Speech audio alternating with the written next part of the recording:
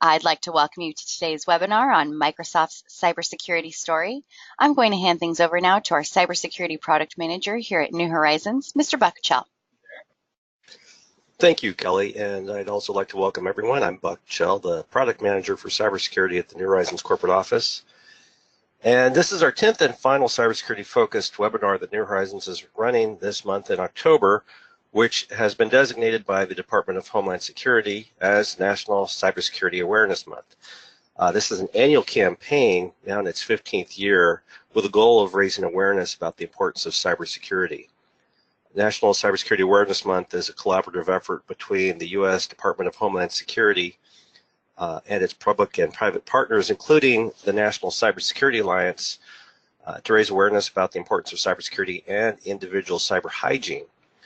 New Horizons Cybersecurity Month is now in our 3rd year as an annual campaign as Focus Month, and the goal of our Cybersecurity Month webinars, which are done in conjunction with our industry partners, is to provide you with input from subject matter experts to share the latest information on cybersecurity to help enhance your organization's cyber resilience and overall cybersecurity posture.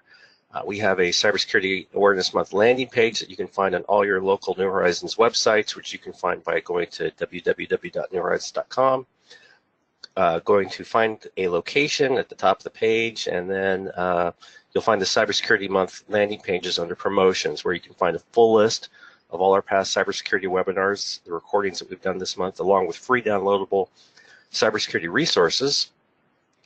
The 10 cybersecurity webinars that New Horizons has been hosting over this month cover different aspects about today's ever-evolving cyber threat landscape. Today, we're going to take a look at Microsoft's cybersecurity story, and we're delighted to have our presenter from Microsoft, Mark Gable, who is a cybersecurity cloud solution architect at Microsoft. Welcome, Mark. You now have the floor.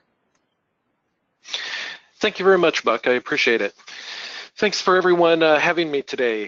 Today I want to talk a little bit about Microsoft's cybersecurity story. This is going to be a slightly different presentation than maybe what you've seen in the past, as we've recently updated our cybersecurity story based off of some announcements that we had a few months ago at Ignite. So as Buck mentioned, my name is Mark Gable. I'm a cybersecurity cloud solutions architect here at Microsoft. And today I want to talk to you a little bit about how Microsoft enables you with the intelligence that you need to protect, detect, and respond to today's cybersecurity landscape with Microsoft 365. So with that, we'll get started here. So what do we at Microsoft mean when we talk about providing security for your digital transformation? I know you've heard that a lot from us. Well, we're really operating in this world of intelligent cloud and intelligent edge currently. Now, this is kind of how at Microsoft we see the world evolving, and we see it evolving into this set of intelligent cloud services. And these services have a great deal of computing power and storage and intelligence behind them. And then there's this other set of intelligent edge devices. And these span everything from your IoT devices that are coming out rapidly right now, to PCs, to mobile phones, tablets, and so on. And there's a lot of intelligence on these edge devices, but they typically have less storage capacity and less computing power than the cloud services. And then together, these two intelligent tiers form this intelligent world, and they work together as a unified system.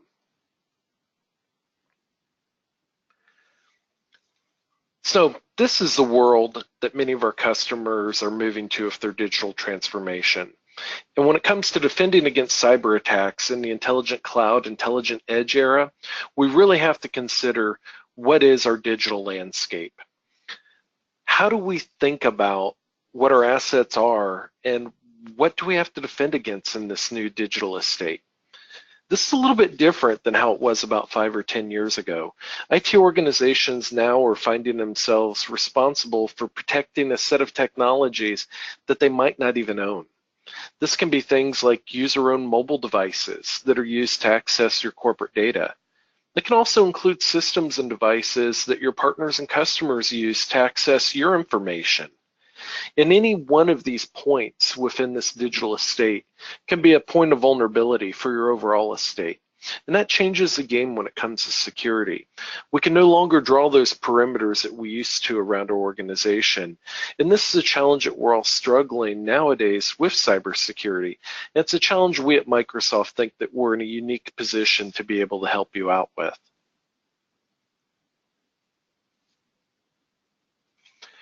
One of the big challenges in security is that the market is very fragmented and very confusing. There are dozens and dozens of categories of solutions, and within each one of these categories, there's dozens and maybe even hundreds of solutions to choose from. If you went to a major security conference right now, you'd find over 150 different types of security controls being represented. You'd find everything from antivirus to endpoints to cloud security technologies. And you'd find this from over 500 vendors that exist within this landscape. And this leaves many of our customers struggling with just trying to figure out, how many of those solutions do I really need to put in place? Adding to the confusion, the threat landscape is continually evolving. It's evolving at a very rapid pace. We have a really wide view of this evolution because Microsoft's business spans such a wide array of audiences and technologies. And using that view that we have across these wide array of audiences and technologies, we publish a report every 6 months, and that report is to provide an update on what we've seen across that wide view. And we call this report the Security Intelligence Report. And as we look back across the last couple of years in the report, we have a few macro level trends that we've seen that have stood out. First, identity-based attacks are up 300% this year alone. This is because identity now is the true key to securing any one of those elements in the digital estate diagram that we looked at earlier. You need to be able to know the identity of the person who's trying to access that information or that application or even that device. In some ways, this is really the last bastion of control for many IT organizations. Identity now has become the essential control plane for security. Attackers understand that, and that's why they're so heavily focused on stealing credentials nowadays. Once they have a valid username and password, they can then work their way toward their ultimate goal, which is generally your information. Information is, after all, your most attractive target. We're no longer protecting against the hackers or the script kiddies who launch attacks for fun and notoriety. The attacks you're really protecting against today are now trying to steal something from you for monetary gain. And information's most likely what they're trying to steal from you. Making matters worse, one implication of the new digital state is that information's going to move. It's going to move in and out of those systems that your IT department controls now. What's going to move, that information is going to move onto mobile devices. It's probably going to get emailed to people outside your organization. And it's also going to go to partners and customers. And so what this means, the actual size of your target is actually growing for those attackers. The third trend is that attackers are now heavily using automated tools and other sophisticated methods to help their attacks spread incredibly quickly. That means it's difficult for a human or even a team of humans to be able to keep up with these attacks. We're seeing currently that about 96% of malware that we detect is automated polymorphic. So what that means is it changes its look and shape every time it infects a new computer. And this means it's escaping a lot of the traditional types of detection with security tools nowadays. And this is just one example of how attackers are using automation. They're using automation in many, many other ways, as we're starting to see. But lastly, many security operations center analysts are finding themselves completely swamped. And this is because they're using more than 60 different security solutions on average. And those solutions aren't integrated with one another. This is why so many of our customers today are telling us that they're experiencing talent shortages. It's already difficult enough to find security talent within today's marketplace, but they're also finding it very difficult to train, hire, and retain good quality security operations analysts and engineers. To help cut through all the confusion and clutter, let's distill this problem down into a few key strategies for success. The number one is that we recommend is to adopt an identity-based protection. This is just absolutely critical as a starting point for a strong defense against today's attacks. The second strategy is that you need to protect information wherever it goes. As documents and email move around inside and outside of your organization, the protection really has to go with it. The third strategy is to detect attacks faster and automate your response. As attackers are out adopting automation for their techniques, you need to make sure that you have automation in your corner also. Prevention is still every bit as important as ever, but even the best protections can be beaten. So this is why we need to be able to quickly detect attacks, and we need to be able to automate our response in order to speed the way that we respond to these types of attacks. And the last strategy here is that you should use tools that integrate the investigation experience for your IT and your security teams, and to try to provide guidance for them. Their time is increasingly a precious resource, and we need to make the most of it. And this is why it's important to utilize tools that integrate the investigation experience across all surfaces that the attack has touched, from the endpoint to the desktop or mobile device to the identity that was actually used for the attack. Being able to look across all those different surfaces and to understand the attack is really important to effectively deal with the attack, especially as these types of attacks get more and more sophisticated. But more importantly, having guidance is also very important, because the techniques for defending are changing on a daily basis. And it's very difficult for your IT and security personnel to keep up with how they should defend against these latest types of attacks. So these are 4 strategies that we think are useful to help focus your energies on your security investments. They are also the way that we focus on our research and development for all of our investments at Microsoft. At Microsoft, as we operate our cloud services for our customers, we really think about our responsibility as even being broader than that. It includes privacy and control, making sure that you have control over your data and that you know what's happening to it. Transparency, that you can achieve so that way you can achieve your compliance objectives that you need to, and that you have the reliability that you can count on for cloud services. These are all different things that we look at as we run your services, but today I want to focus just on the security piece of it, in particular, how you can approach this challenge for your ever-evolving digital estate. At Microsoft, we spend over $1 billion a year on security-related technology. And the way we think about security is, how can we at Microsoft do something that's unique that other parts of our ecosystem are not able to provide? And this is what additional capability of things that we can layer on top of what our partners have already created. So that way we're helping fill gaps that may exist out there from a security standpoint. And this really shows up in 3 different areas. And those areas are intelligence, platform, and partners. The centerpiece of our investment in intelligence is what we call the Microsoft Intelligent Security Graph. And this is how we describe the way that we synthesize the vast amount of data that we receive from a huge variety of sources. For an example, we view over 400 billion emails that get analyzed by our Outlook.com and our Office 365 services every month. 1.2 billion devices get scanned every month by Windows Defender. That gives us a great deal of signal into what's going on at our endpoints. And where are the attacks and what do they look like these days? We operate over 200 plus global cloud, consumer, and commercial services. Everything from Outlook.com to Xbox.live to Office 365 to Azure and so on. And with all of those services, we have a tremendous amount of surface area that we have to defend against ourselves. And so do our customers. Enterprise security from Microsoft is employed by over 90% of the Fortune 500. And so we see attacks more than other companies see on a given basis because of that really large security area that we have.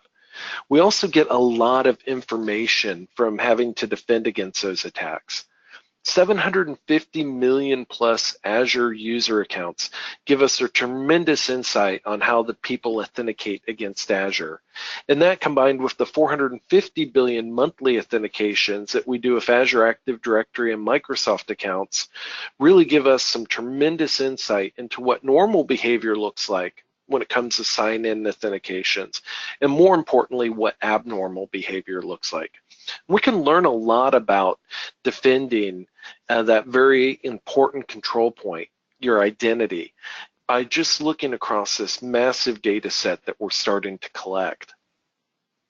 Bing also scans about 18 billion web pages every month. So this gives us great insight into what people are doing with web scripting technologies, and also when it comes to attacks and phishing campaigns. On top of all this, we layer shared threat data that we receive from our partners and from the researchers here at Microsoft that are part of our 3,500 plus people that work full-time on security at Microsoft. We also combine law enforcement agency data that we partner with, and also data through, we get worldwide through our digital crimes unit, as well as botnet data that we collect through digital crimes unit. All of this intelligence is what makes up what we call our intelligent security graph. And if you're like me, you're probably wondering, why did we call it a graph? Well, we call it a graph because it's really important that we connect these individual pieces of data so that way these signals are just not individual points of information. The graph brings them together as something that we can draw patterns across. And this allows us to learn from one point of data and then use that information we've learned to influence how we interpret another point of data.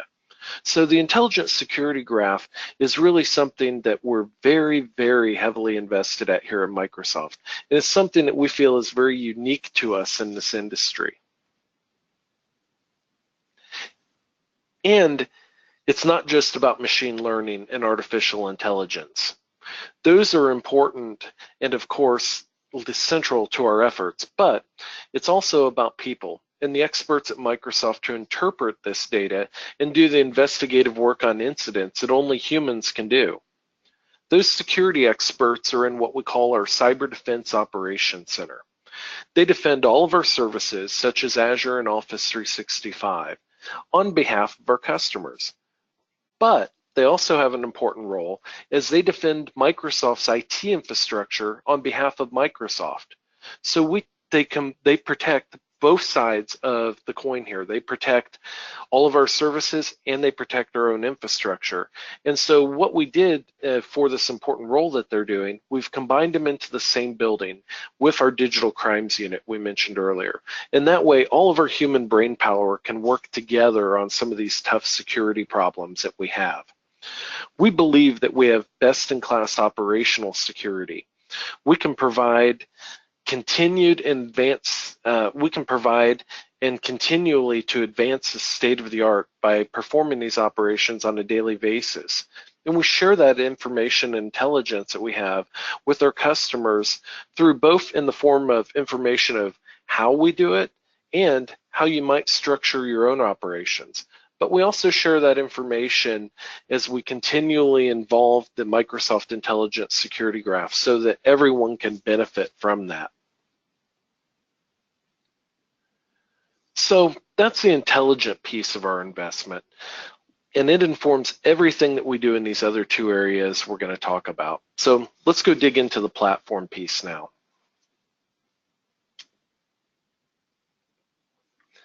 The platform has two sides of a coin. The first side is a secure foundation for our cloud services, and this is about how we operate cloud services, Azure, Office 365, and so on.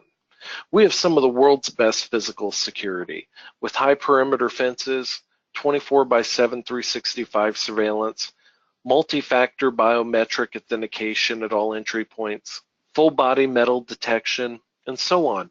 And we provide secured building environments within those buildings so that we can secure our server environments. To enter a server environment, for an example, a person would have to pass through multiple physical layers of security and provide multiple forms of authentication.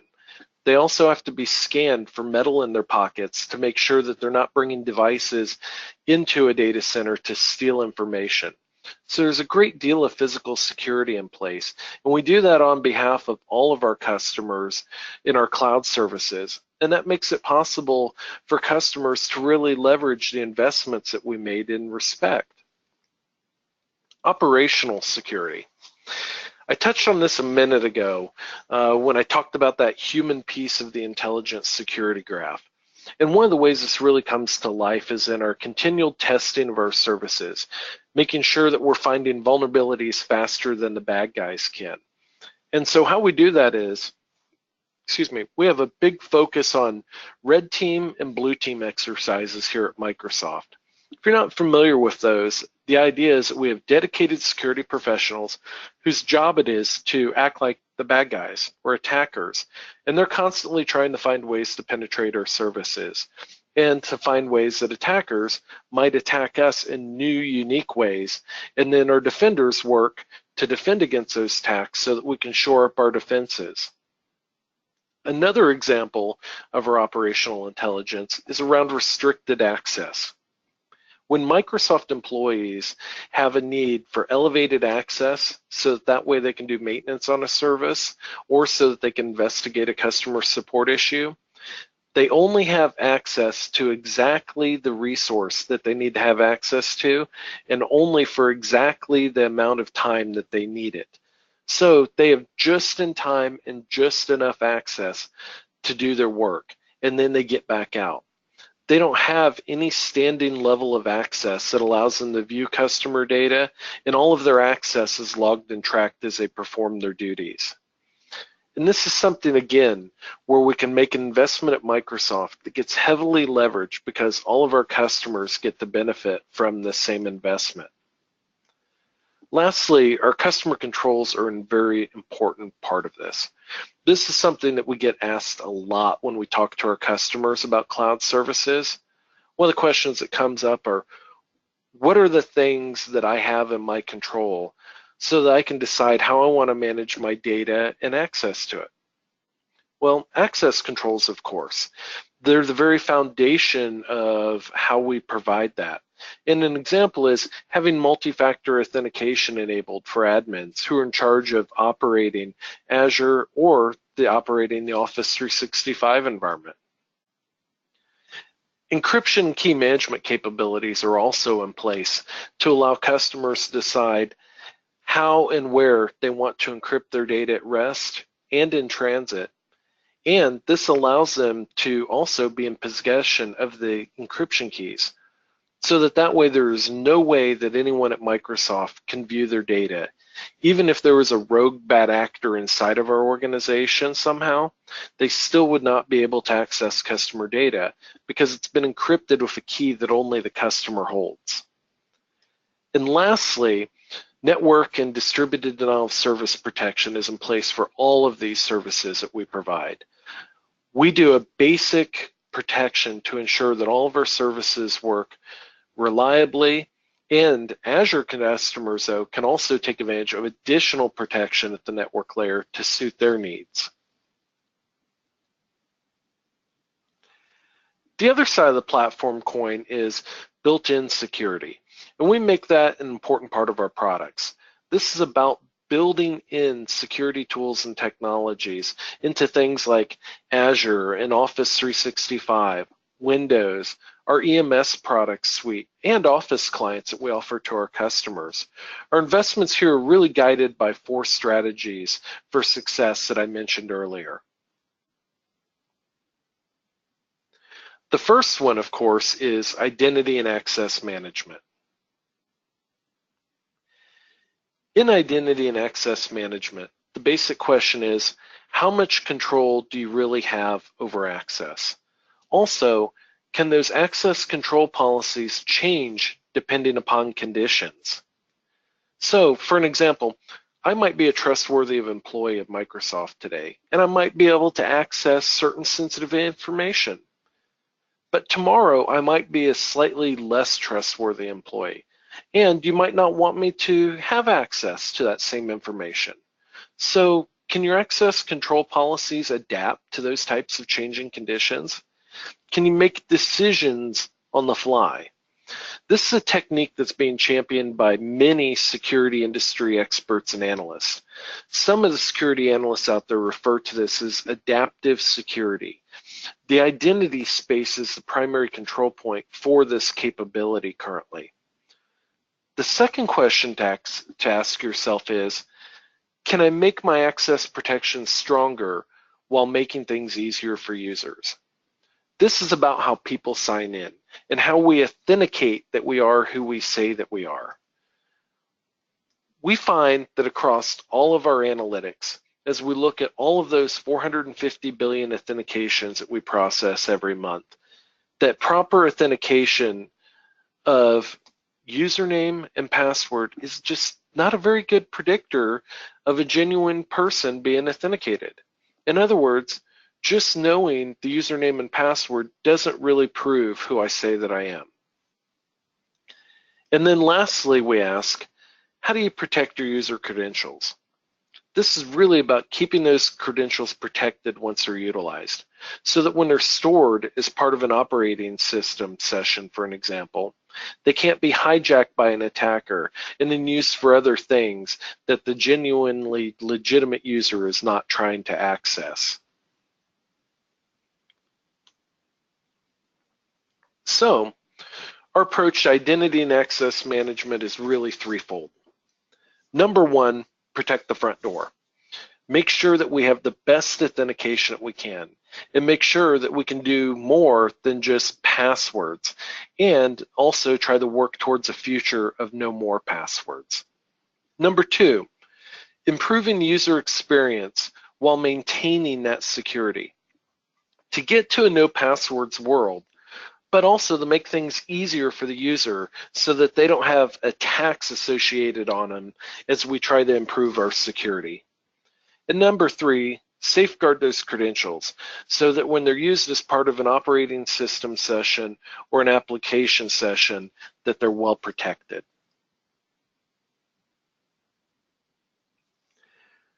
One of the really important concepts that we talk about here is the one that I touched on earlier. And this is the idea of adaptive security or conditional access based upon different risk factors. The way that we build this up for our customers and technologies is with this approach here. There's a number of if statements that we can evaluate. Is this a privileged user? Are they managed or unmanaged as far as their device?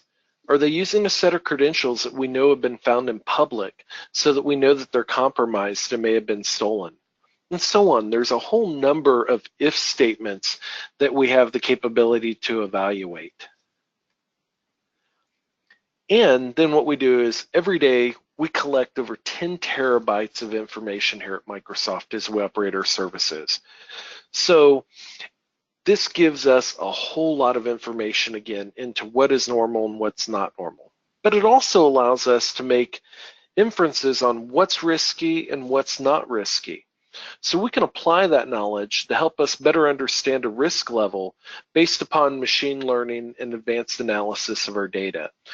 So we can look at those if conditions and then say, do these stack up to a high, medium, or low risk?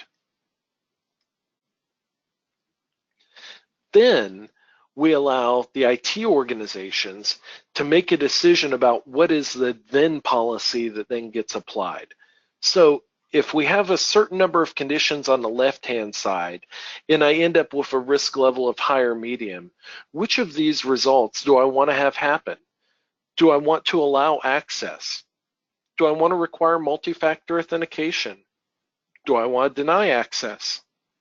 Maybe I want to force a password reset.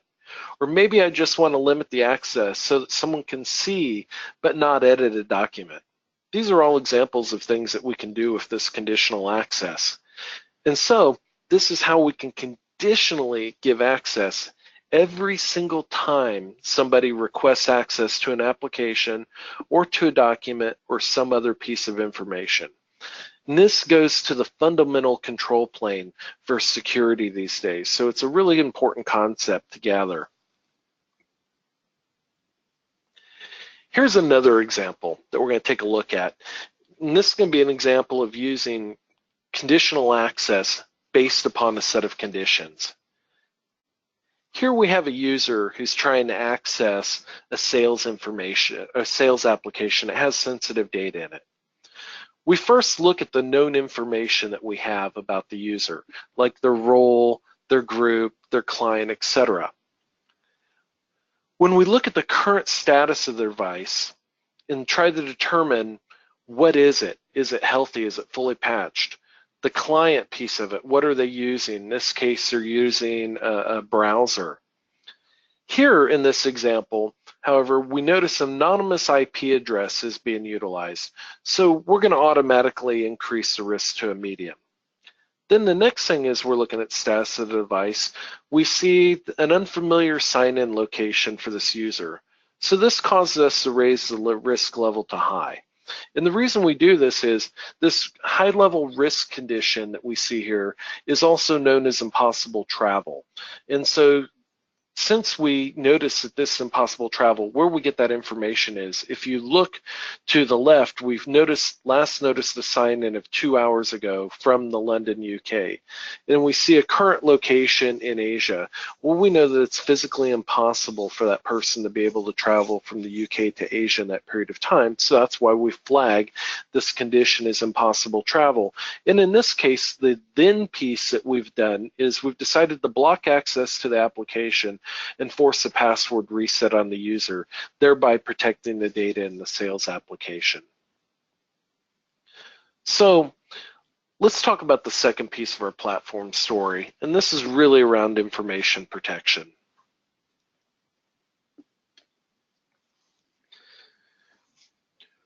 Remember, this is about protecting information wherever it goes. And so the question for our customers is, do you have a strategy for protecting and managing your sensitive information? Do you know where all of your sensitive data resides? Now, this seems like a very simple question, but trust me, it's a very complex issue for many organizations, no matter what size they are.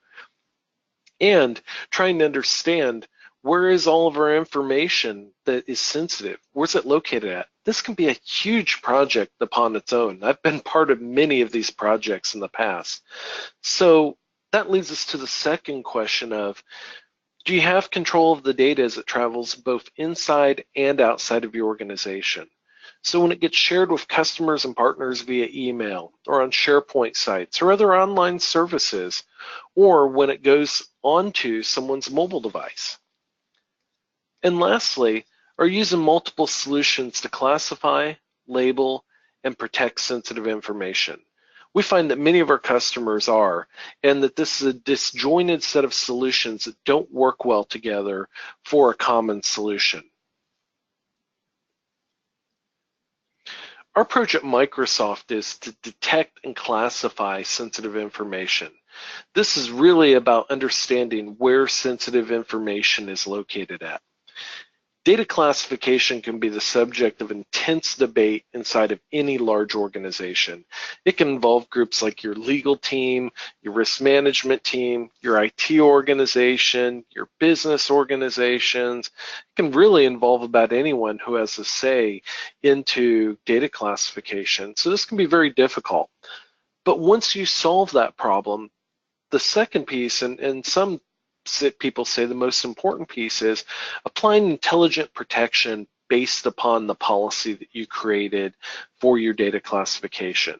So knowing that the information is sensitive, and what type of information protection am I going to apply to it? And what is the policy that governs that? And then lastly, monitoring and remediating. So understanding where all of this information is going. Who's accessing it? How much control do we really have over it? And excuse me, and we want to make sure that we do this across that whole broad surface of devices to applications to cloud services to on-premise systems.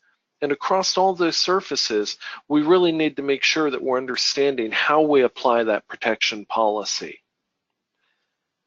After data is created, you typically want to have a system in place to scan and detect sensitive data as it moves across your devices, your applications, and your services. In most environments, only a small percentage of the data that is created is really sensitive information.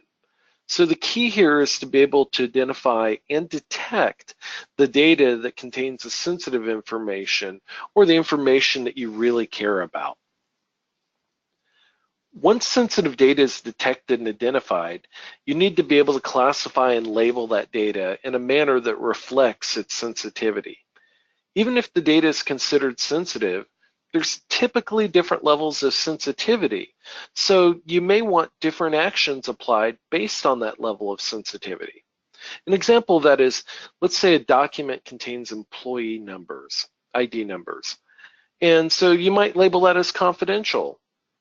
However, if that same document contains social security numbers, you may want to label that as highly confidential. Once the data has been stamped with a sensitivity label, your company should then be able to apply the appropriate policy automatically onto that data. This will include one of several protective actions, such as encrypting it or restricting rights access to it, or applying visual markings or a watermark to the document, or applying data loss prevention actions such as blocking the sharing of that document. Whether the data stays in one place or moves around, it's critical that IT has the ability to monitor that data access and sharing and the usage, so that way they have the ability to quickly respond to potential abuse or threats against that data. This monitoring can be in the form of real-time alerts, emails, or a reporting dashboard. Finally, depending on the sensitivity of the data and your corporate defined policy, as the data ages, it's subject to expiration, retention, and even deletion. And this is an important aspect of your overall information protection policy. And it's part of those policies that are sometimes forgotten about and the more difficult one to enhance. And you want to be able to apply those expiration, retention, and deletion policies to that, because as sensitive information continues to persist in your environment longer than necessary, it can pose a potential risk if it's discovered or compromised. Now, let's talk a little bit about threat protection. This is in some ways the classic idea that many people have when they think about cybersecurity issues. The interesting thing about threat protection is it's really a means to the end. You want to make sure that you're protecting against threats because they're the way that the hackers and other attackers are trying to get access to your information. So the question in this area is, how do you protect your organization from advanced threats? How quickly can you detect suspicious activities on your network or devices is the question here. This is really about understanding that at some point you will get breached. It's not always about deflecting attackers or preventing attacks. Those are really important things, but no single solution can ever be 100% effective. So knowing and understanding that at some point your defenses will be breached, it really comes down to then how quickly you're able to detect suspicious activities within your environment, and more importantly, how quickly can you remediate those issues. The second question is, how do you know that credentials have been compromised? We get asked this a lot. And we know that this is really important because it's one of the main vectors of attack these days. What attackers are looking for is that known set of good credentials that we talked about earlier. And that's so that they can access other systems on your network or traverse your network in some other way to get sensitive information. The third is, how quickly can you remediate these advanced threats? And this is really important here because attackers now are tremendously automating their attacks. So How quickly can you catch up with that automated threat? And then lastly, how do you protect your users from email threats? Because this is a primary attack vector these days. Either a malicious attachment to an email, or a malicious link, or a phishing attack, a spear phishing attack, a whaling attack, and so forth. Many of our biggest attacks that we see these days come from just an email message. So our approach to threat protection is to reduce the attack surface first. We want to make sure that we're preventing attacks wherever possible, and this means making sure that the attack surface is as small as possible. We also want to reduce the number of places where an attacker might find some kind of a foothold into a system or into a network or into an endpoint.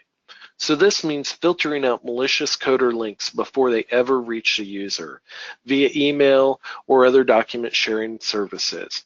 And also providing deep protection on our endpoints that includes advanced hardware-based security to help isolate critical assets from attacks. The second part is we want to detect attacks faster and block them. We can't always be about prevention. That's really important, but it also has to be understanding that knowledge of that we will be breached at some point in time. So again, going back to how quickly will we know that we've been breached, and do we have the ability to respond automatically? And this is unique to Microsoft, is we have this ability to detect memory and kernel-based attacks on our endpoints. That leads us to point number 3 here, responding automatically to breaches where appropriate. Now, there's a lot of sensitivity in IT security organizations around the idea of automatic remediation, but we think this is a very important concept to explore, and that is because as we're continuing to see attackers more automated, the only way we're going to be able to survive the onslaught of automated attacks is by providing automatic remediation. And our approach here is to, across protection, detection, response, build our capabilities in our security technologies and not have to bolt them on. And whether we're talking about cloud services like Office 365, Azure, or our endpoint operating systems such as Windows, we're focused on providing built-in protection, detection, and response. And this is critical to quickly detecting those attacks across our digital estate. The last category I want to cover in this platform area is security management. And this is a tremendously important topic for a lot of our customers. So as we talk about this conversation, it's really about how do you know the security of your digital estate in real time? Remember that broad set of technologies with endpoint and sensors I talked about at the beginning of the presentation that our customers have to defend against, even if they don't own or manage some of that? So how do you know the state of security across all of them? That's a really important topic because you have to be able to detect when something has gone wrong. The second is how easily can you configure and manage your security posture across that estate? How many different security tools do you have to go to and access to be able to get that kind of information? How quickly can you get that done utilizing those multiple tools? You need to have be able to treat your security operations center personnel's time, because again, we talked about what a valuable resource they are and how difficult they are to hire, and that they're stretched so thin these days. And lastly, how do we proactively improve our security practices so that over time we know that they're getting better? And this is something that we think is really important for us, and this is something that we think we can help our customers out with. So our approach here is to really provide visibility. That's the ability to be able to see the security across that digital estate in real time. Control is the ability to make those policy configurations easily, quickly, and also coherently, most importantly, across all of those different layers of your digital estate. Then we can provide guidance that helps the security operations personnel know what to do next. A lot of times, security operations personnel will say, hey, this alert just arrived. I'm not sure what it means, and I'm not really sure what to do next. This is a common question that a lot of responders have when they see alerts coming in on the digital estate.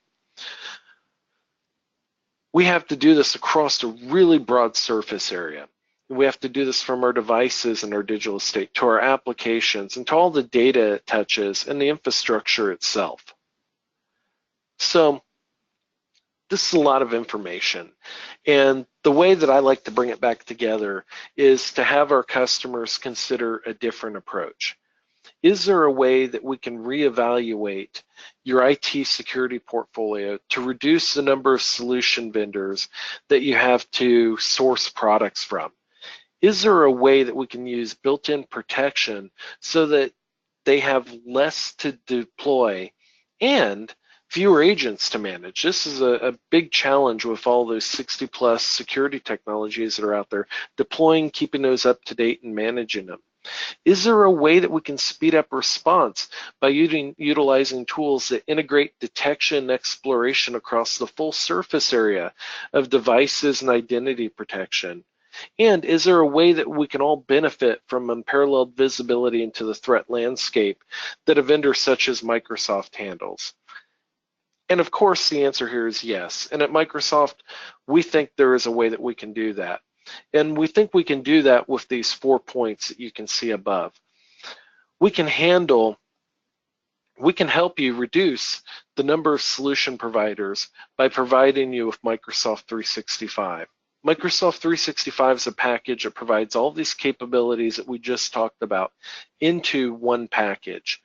We think that it can help you by utilizing built-in protection into things like Windows or into Azure or into Office 365. So you don't have to deploy quite so many different solutions and manage all of those agents.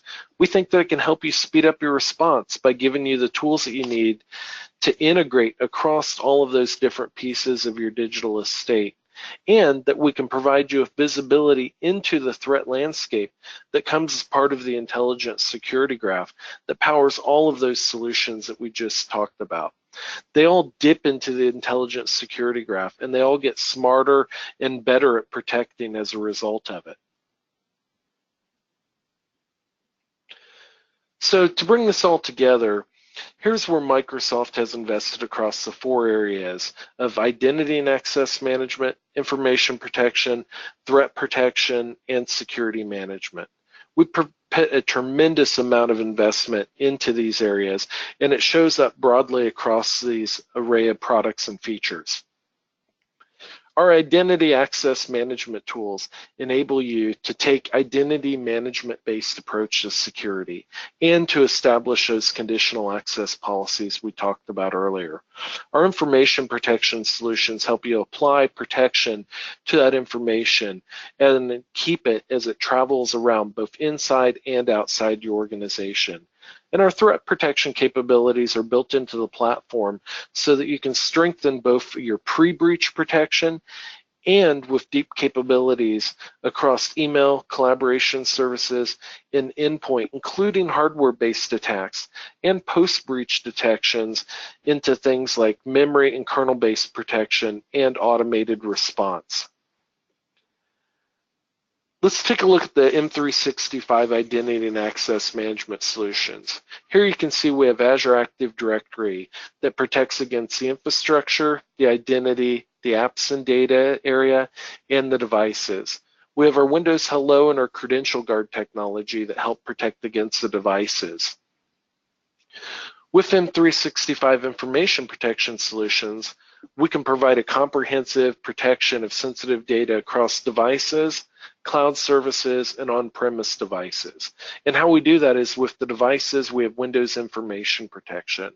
Under Office 365, we have Office 365 Data Loss Prevention, Office 365 Advanced Data Governance, Office 365 Cloud App Security, Azure Information Protection, and then when we get over to the cloud services and the SaaS area, we have Azure Information Protection and Microsoft Cloud App Security.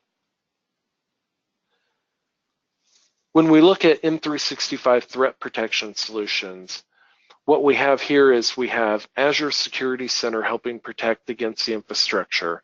With identity, we have Azure Advanced Threat Protection. We also have Azure Security Center, Azure Active Directory, and Microsoft Cloud App Security. Under the apps and data area, we have Office 365 Advanced Threat Protection, Exchange Online Protection, Office 365 Threat Intelligence, along with Microsoft Cloud App Security. On devices, we have Windows Defender Advanced Threat Protection. We also provide advanced security through simplified and intelligent security management. And how we do that, we have the Windows Defender Security Center for the devices. Under apps and data, we have Office 365 Security and Compliance Center and Microsoft Cloud App Security. And on the infrastructure, we have the Azure Security Center. And all of these devices and dashboards are powered by the intelligent security graph in the back end. So that's the platform piece of our investments. Now let's dig into the third area here, partners. And this is not only about how we partner with our peers in the industry that provide other security tools, but also how we work with industry alliances and we work with government and law enforcement agencies around the world. And this is somewhat unique to the way Microsoft thinks about its partnership. And it's a little bit different from the other security vendors and how they might be talking about it. We like to think about partnerships with our peers in the security industry, and I want to focus on one that's a little bit unique and different from what other security vendors do. As we bake security deeper into our hardware with partners like Intel, and of course our Microsoft Surface devices. When you think about this, the important thing is to remember that the software layer where all of our interaction really occurs with our PCs is really a pretty vulnerable place.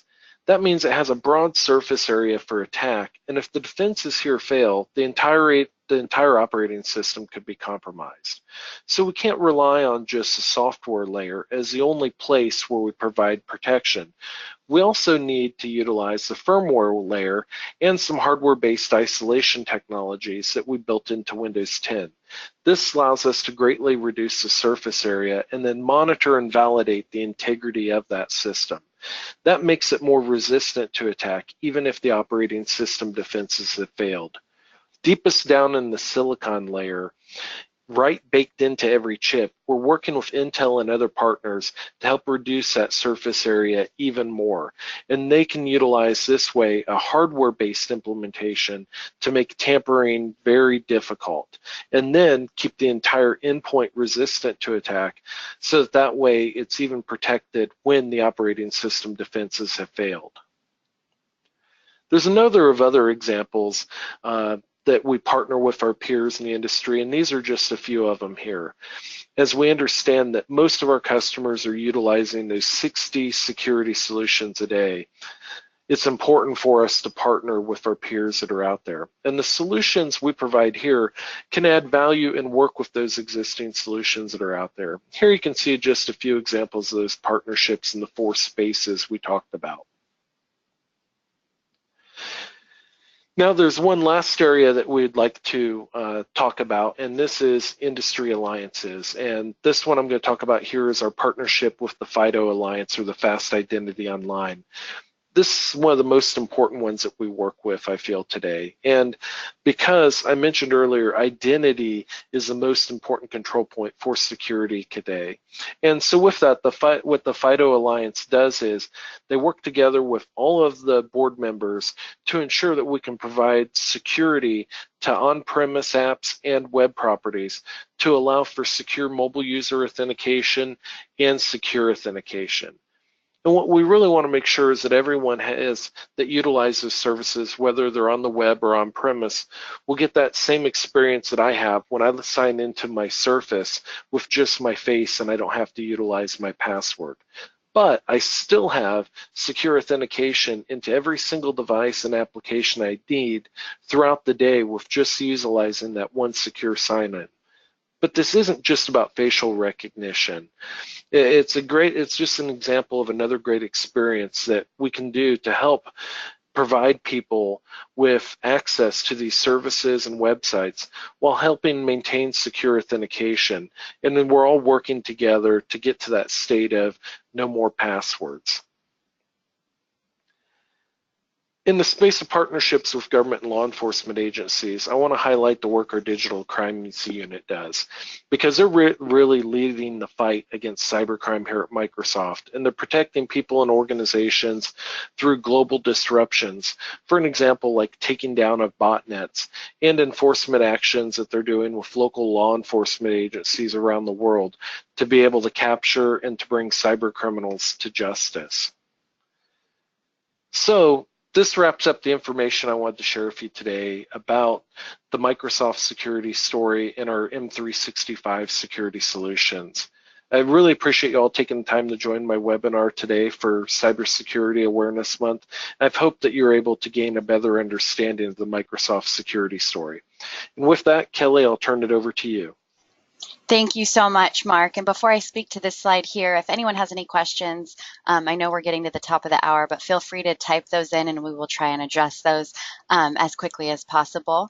I also want to mention that if you are interested in any of the material presented in this webinar, please reach out to your local New Horizons for further information. And if you are not familiar with your local New Horizons, you can log on to newhorizons.com and do a zip code search to find the center nearest you. Also, a reminder that this session is being recorded and you will receive a link to view the session recording along with a PDF of the PowerPoint presentation later today. And at this time, please feel free to type those questions in while I speak to this slide and we will address those over audio. So want to let you guys know that we are so excited to present to you two keynote speakers coming up in November who will be sharing their stories with us. The first speaker we will hear from is National Security Strategist, Mr. Eric O'Neill.